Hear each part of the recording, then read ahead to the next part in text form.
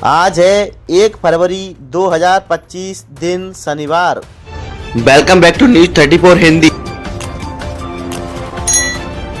तो आइए जानते हैं उत्तर प्रदेश की फटाफट 20 बड़ी खबरों को।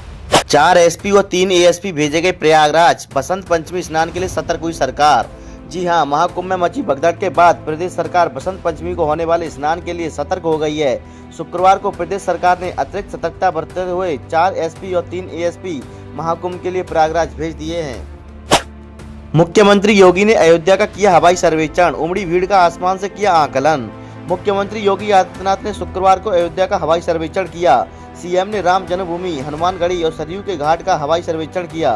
प्रयागराज महाकुंभ में स्नान के पहले और बाद में बड़ी संख्या में श्रद्धालु लगातार अयोध्या पहुंच रहे हैं। 96 घंटे में 65 लाख श्रद्धालु अयोध्या पहुंचे। भीड़ नियंत्रण के लिए लागू की गई नई व्यवस्था।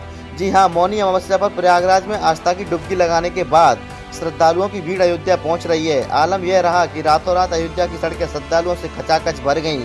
सुबह होते ही जय श्री राम की जयकारे गूंजने लगे। 96 घंटे में 65 लाख श्रद्धालु अयोध्या पहुंच चुके हैं। बृहस्पतिवार को करीब 15 लाख श्रद्धालुओं ने सरयू में डुबकी लगाकर मंदिरों में दर्शन पूजन किया। डिम्पल यादव के रोड शो को लेकर आचार संहिता उल्लंघन का केस हुआ दर्ज। अनुमति से अधिक वाहन थे शामिल। सपा की स्टार प्रचारक सांसद डिम्पल यादव के रोड शो को लेकर अज्ञात सपा कार्यकर्ताओं के खिलाफ थाना इनायत नगर में आचार संहिता उल्लंघन का मुकदमा दर्ज किया गया है। सब इंस्पेक्टर आलोक कुमार सिंह की तहरीर पर मुकदमा दर्ज किया गया है। रोड शो के दौरान अनुमति से अधिक वाहनों का प्रयोग किया गया। रायबरेली हाईवे के दोनों लेन को जाम कर दिया गया था। प्रदेश में बदला हवाओं का रुख। बंगाल की खाड़ी से आई हवाएं बढ़ाएंगी पारा। आज से बारिश का अनुमान। उत्तर प्रदेश में विक्षोभ के सक्रिय होने से बृहस्पतिवार को मौसम में बदलाव देखने को मिला।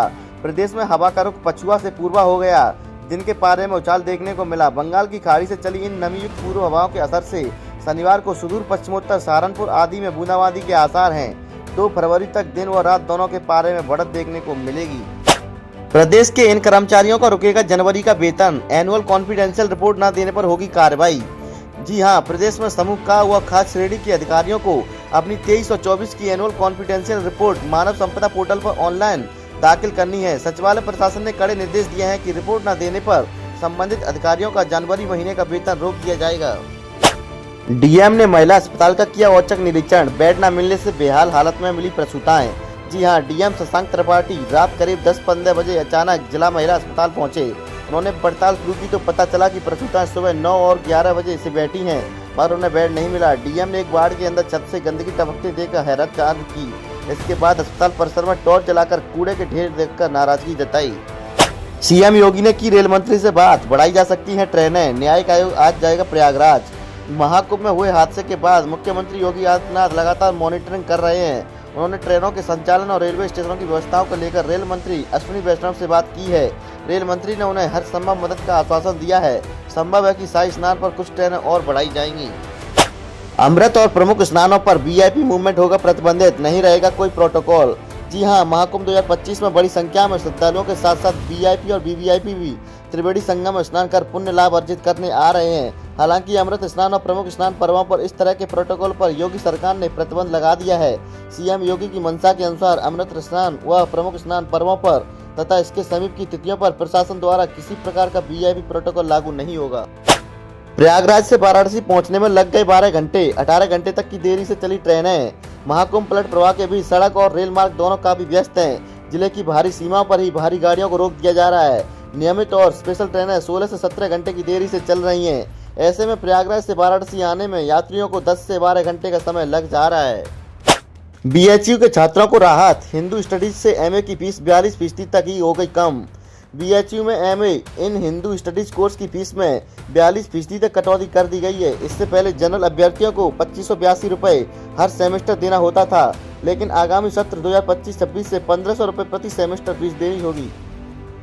वहीं पेड सीट की सालाना फीस 10,000 से घटाकर 6500 रुपये कर दी गई। यानी कि जनरल में 1082 रुपये और पेड सीट में 3500 रुपये की कटौती की गई है। कुंभाभिषेक की करेंगे अगुवाई। शुक्रवार को निकलेगी भव्य शोभा यात्रा। श्रृंगेरी शारदा पीठाधीश्वर शंकराचार्य विधुशेखर भारती शुक्रवार को 9 दिवसीय प्रवास पर काशी पहुंचेंगे। उनके स्वागत और अभिनंदन के लिए काशीवासी उत्साहित हैं। वह अन्नपूर्णा मंदिर के कुंभाभिषेक में शामिल होंगे। उनके सानिध्य में विभिन्न अनुष्ठान भी होंगे।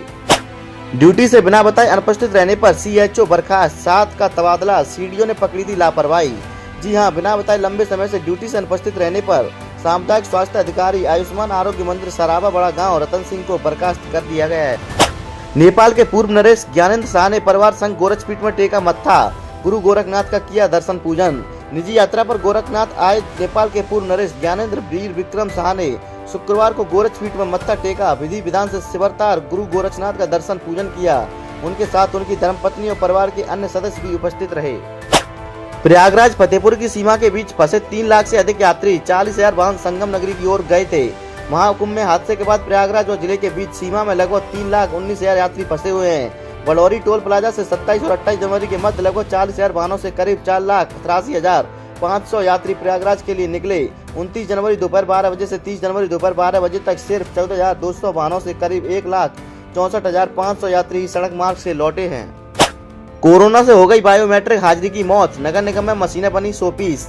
जी हां, कानपुर में सरकारी कार्यालयों में कर्मचारी की हाजिरी बायोमेट्रिक प्रणाली से फिर रजिस्टरों में लौट आई है। लेटरली कर्मचारियों पर अंकुश लगाने के लिए सरकार ने 2018 में यह व्यवस्था लागू की थी।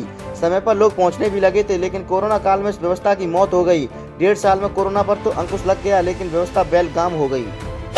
कलेक्ट्रेट पर मेट्रो स्टेशन, मुख्य प्रवेश द्वार हटेगा, डीसीपी ऑफिस के पास बनेगा भूमिगत पार्किंग। आगरा मेट्रो स्टेशन बनने से कलेक्ट्रेट का नक्शा बदल जाएगा, मुख्य प्रवेश द्वार हटेगा, पार्किंग खत्म होगी। ऐसे में स्टेशन निर्माण के बारे में प्रशासन और मेट्रो अधिकारियों के बीच बैठकों का दौर चल रहा है। हालांकि अंतिम निर्णय जिलाधिकारी को लेना है। यूपी रोडवेज को नहीं मिल रहे बस चालक, 3 महीनों में 13 ड्राइवरों ने दिया इस्तीफा।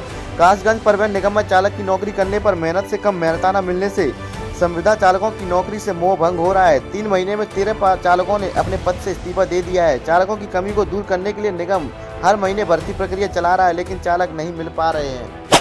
न्यायिक आयोग की 3 सदस्यीय टीम पहुंची जांच करने, घटनास्थल का लिया जायजा।